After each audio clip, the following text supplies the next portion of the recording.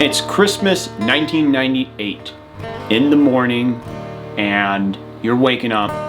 You get together by the Christmas tree with your family. You start opening presents. And then mom and dad pull out the big one. The surprise gift. And it ends up to be this bad boy. And you get The Legend of Zelda Ocarina of Time for your Christmas present. When we got it, we were really excited. We kind of figured we were going to get it, but we weren't sure.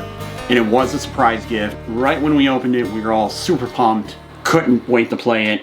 We had to finish up, of course, a few boring Christmas Day things. You know, like open the rest of your lame gifts. Yeah. Open your action figures or whatever, your Legos, whatever else you might have gotten.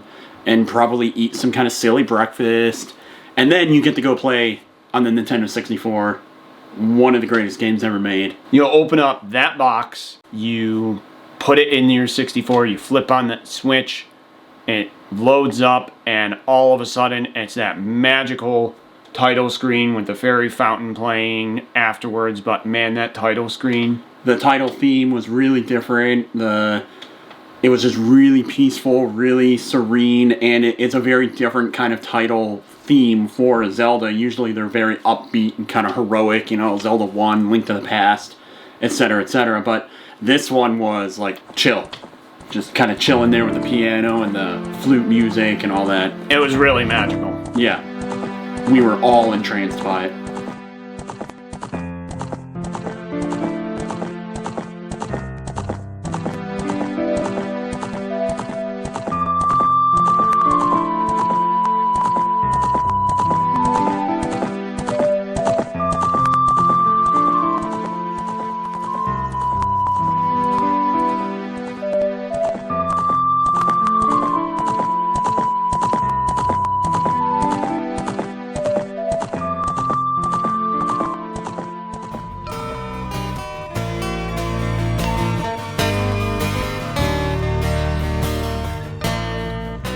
We started in, of course, Kokiri Forest. You go through the intro, you know, and that was really neat, really different.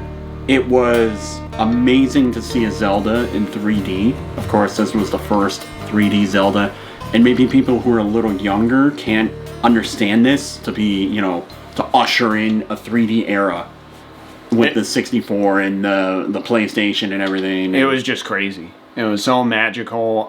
It had been taken from top-down or side-scroller if you're Zelda 2. Yeah. And Link to the Past, of course, to 3D, and it really was awesome.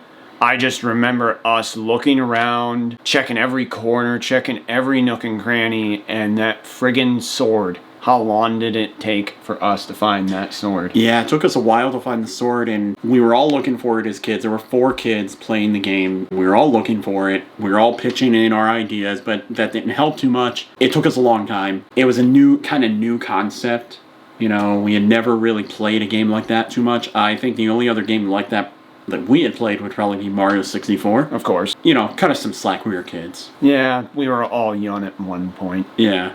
Going through everything, the Deku Tree, getting into the Deku Tree finally, and we ended up there a few days after we had gotten the game. The first dungeon, all the simple puzzles that I look at now, and I think, oh, how simple were those? But they were brand new, and to figure them out, they were hard. Yeah, they were tricky. You know, the spiderweb one was especially, you know, that took us a while to figure out because that was really neat. You know, that was a minor, it wasn't physics, but it was it mimicked. Well, to add to your point, it was really special because you can jump through it or you can burn it.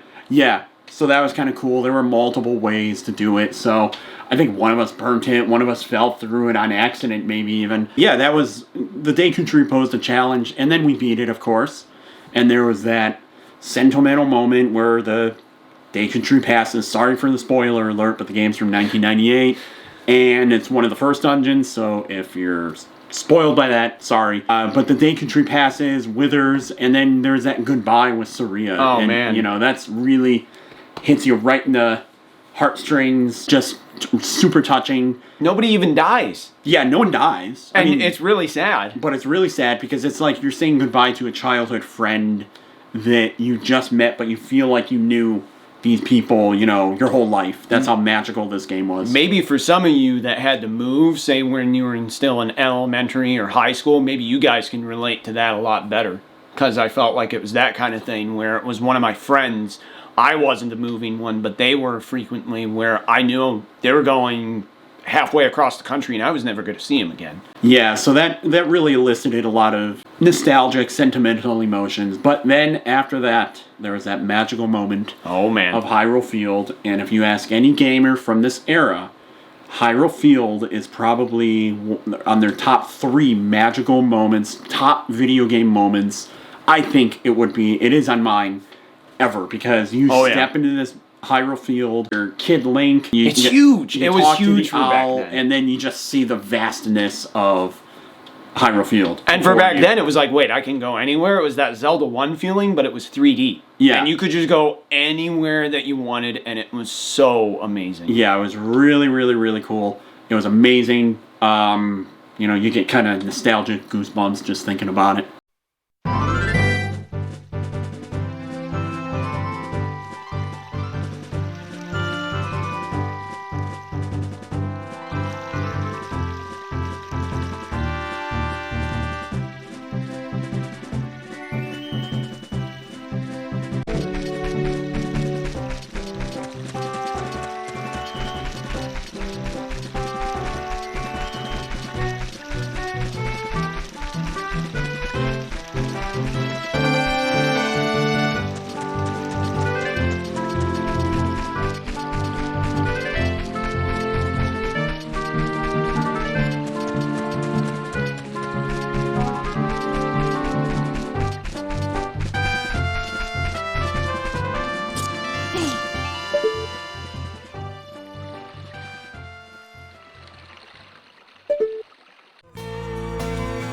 And you know, Ocarina of Time really influenced modern gaming. I mean, there are so many concepts in modern games that are being made this year, last year, a couple years ago, that are still a lot like Ocarina of Time.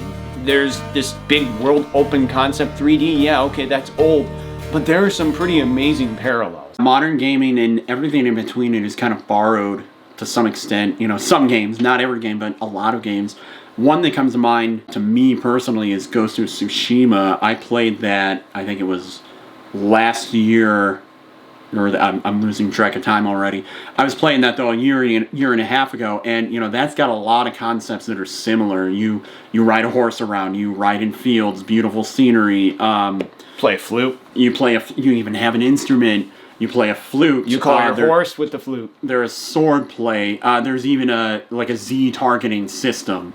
Yeah, and the Z targeting too. You see a lot of these games where the camera will go behind your shoulder and you'll get that view at the enemy. That's based off of Z targeting. I mean, we're going back to 1998 with Z targeting. That influenced so many different games. It's insane. And we could go on and on about, honestly, a lot of concepts like the auto jump. Yeah. Run to the edge, you jump automatically. A lot of interacting with objects. I'm sure there were games that came before that had separate things, but I think Ocarina of Time was the first one for a lot of people where a lot of those concepts met and blended together. Yeah, they really meshed together a lot of unique, different gameplay mechanics to make that game really special. Oh, yeah. So, what was your Ocarina of Time memory? How do you remember the game? Did you get it for Christmas in 1998? Did you get it on release date in 1998? If you did, I'm a little jealous. Yeah, me too. Did you get the gold cartridge? We don't have the gold cartridge, but this is a first edition Zelda Ocarina of Time. But what's your memory? Did you get it later? Yeah, you're a new player. Did you play it last year, maybe during the COVID stuff going on? Did you play it in between, any time in between? There's a long time in between. So what was your memory of Zelda Ocarina of Time? Share it with us in the comments down below. Let us know what you're thinking. And do not forget to subscribe, please. Do not forget to like the video. Give us a thumbs up. It really helps us out a lot. And hey, for those who are here, we really appreciate you watching this. And we hope that your Zelda memories to come are even better. Thanks for watching. We'll catch you later. All right, take it easy, guys.